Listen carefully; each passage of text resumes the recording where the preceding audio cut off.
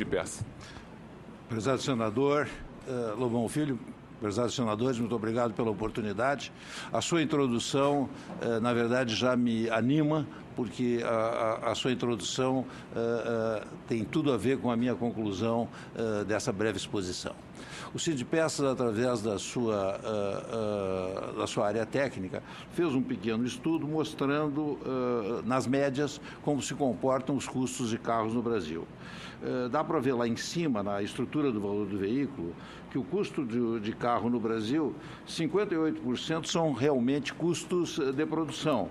Custos de produção inclui matéria-prima, inclui logística, inclui mão de obra, inclui, enfim, todos os custos de produção. 10% são margens de lucro e 32% são impostos. Na média, a estrutura de carros no mundo é de 79% são custos de produção. E 5% são margens de lucro e 16% são impostos. Portanto, cabe toda a razão à colocação do nosso subprocurador da República de que há gordura, sim, sem dúvida há gordura nas margens de lucro das montadoras no Brasil. Nós fizemos uma análise um pouco aqui no lado direito sobre impostos e margem de lucro, onde vemos que no Brasil, como falei, 32 impostos, 10 margens, 58 custos de produção. No mundo e nos Estados Unidos, particularmente, para não repetir, apenas 3% de lucro, de 6 a 9, dependendo do estado, o imposto, e 88 a 91% custos de produção. Depois, se puderem passar para outra página, por favor, há uma comparação muito efetiva sobre um veículo que é produzido em várias geografias, o Toyota Corolla, que no Brasil custa em média 75 mil, e em todos os outros países, África do Sul, Alemanha, Índia, França, Argentina, Inglaterra, Chile, Coreia, México, China, Japão e Estados Unidos, custa muito menos. A média da amostra nos outros países é de 45 mil. Quer dizer, nós estamos um pouco menos da um pouco mais da metade do preço do que custa esse veículo no Brasil. Realmente, eu acho que esse gráfico por si só justifica essa audiência pública e justifica essa preocupação do Senado. Se olharmos talvez, eu acho que cabe essa pergunta, será que as autopeças brasileiras são responsáveis por isso? E nós aqui fizemos um estudo da margem líquida de lucro das empresas de autopeças, separamos em empresas de capital fechado, às quais nós no Sindpeças temos acesso pelas nossas pesquisas, e as informações públicas das empresas listadas em bolsa. E dá para ver perfeitamente que as margens de lucro das empresas de capital aberto estão na média mundial. E as empresas fechadas, as empresas pequenas, estão com margens muito menores. Cabe também aqui um comentário sobre a colocação feita pelo subprocurador da República sobre concentração. O nosso setor também, procurador, se concentrou ao longo do tempo. Nós temos no Sindpeças aproximadamente 500 associados, mas 35 empresas ou grupos representam 70% do faturamento. Então, é uma concentração brutal, motivada também por uma regulamentação que impede algum acesso a poder fazer peças de manutenção também. De forma que lhe assisto em inteira razão com respeito ao comentário de concentração. Nós escolhemos alguns fabricantes para estimar encargos trabalhistas e tributos escondidos nos componentes. Mas, na verdade, vimos que as diferenças entre as empresas, entre uma e outra, dependendo do tipo de autopeça, são grandes, mas que, de um modo geral, o nosso setor tem 22% de custos de mão de obra. Nesse quesito, cabe também fazer o registro, que eu reputo extremamente importante, que o nosso setor chegou a ter 260 mil empregados. Esse ano, nós perdemos 14 mil empregos. Então, cabe razão à colocação do senador Lobão Filho. Esse ano, 14 mil empregos foram perdidos no setor brasileiro de autopeças, em função do gráfico que vem a seguir da predominância das importações de autopeças. Na nossa estrutura de custos de produção, em verde aparecem outros preços, em vermelho mão de obra, a gente vê um acréscimo ao longo dos anos na componente mão de obra, e esse acréscimo é devido ao que todos nós sabemos, aos acréscimos salariais, as negociações salariais. O fator trabalho está sendo mais valorizado do Brasil, e nós, na verdade, não nos insurgimos contra isso. Achamos que isso na verdade, nos gera o próprio mercado no segundo momento. A nossa preocupação, e aqui eu pediria o quadro seguinte, por favor, está nesse quadro, que infelizmente ali aparece pequenininho. Até o ano de 2007, o Brasil era exportador líquido de autopeças. Nós víamos produtos, autopeças brasileiras em todos os lugares do mundo.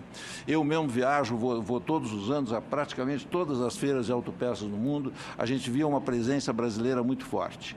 De 2008 para cá, com a permissividade de importações, o que aconteceu?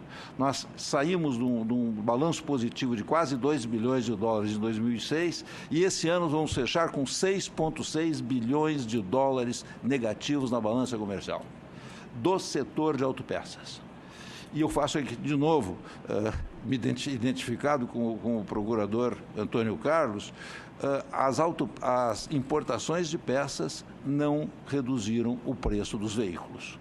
Ao contrário do que as montadoras nos dizem, não estou comprando do produtor brasileiro porque as autopeças brasileiras são mais caras, e eu concordo, são mesmo pela nossa estrutura de custo, pela nossa estrutura de mão de obra, mas o consumidor não se beneficiou em nenhum momento dessa redução. O que essa importação causou foi o fechamento de postos de trabalho das autopeças.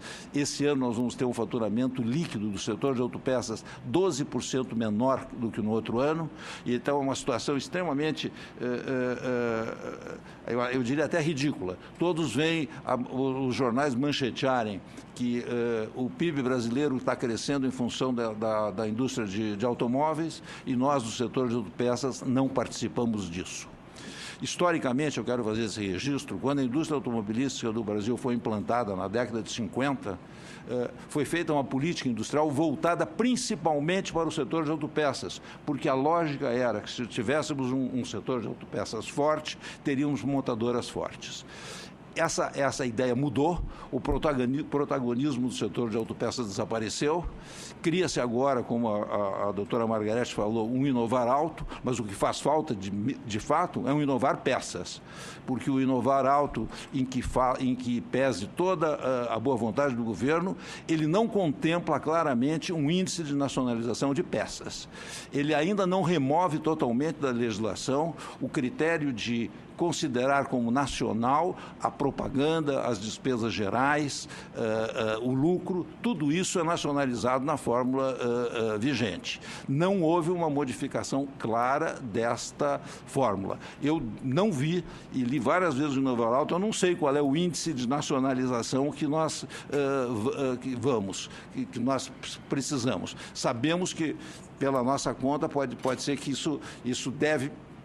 Aí eu concordo com ela, isso vai melhorar. Na nossa conta vai melhorar em 2016. Em 2016 nós vamos estar quebrados.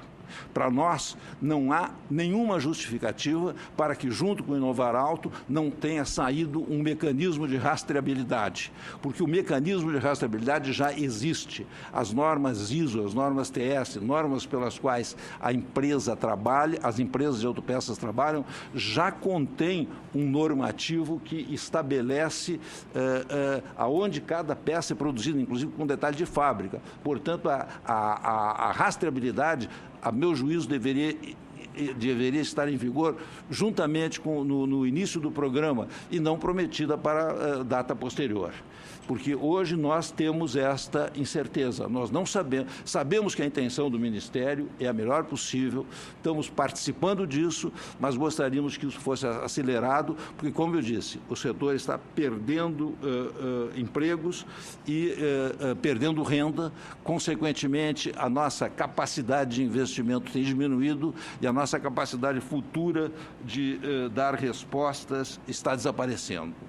O quadro abaixo, número 6, mostra que nós deveríamos estar investindo 1,8 bilhões de dólares em 2013, mas não temos conseguido acompanhar esses investimentos justamente porque temos em cima de nós a concorrência das peças asiáticas e europeias até, do modo geral.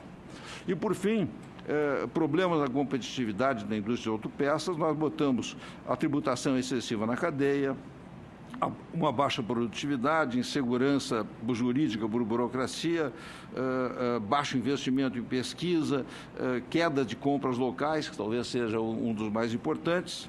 E eu gostaria de encerrar essa apresentação dizendo que nós fabricantes de autopeças, gostaríamos de voltar a poder apresentar um desempenho positivo, ao contrário do que temos apresentado nos últimos anos, e para isso nós contamos e imaginamos que o Ministério do Desenvolvimento, através das suas políticas, rapidamente atue no sentido de proteger o setor, não no sentido puro e simples de proteção, mas que nos seja dada igualdade de competição, porque aí nós saberemos dar a resposta.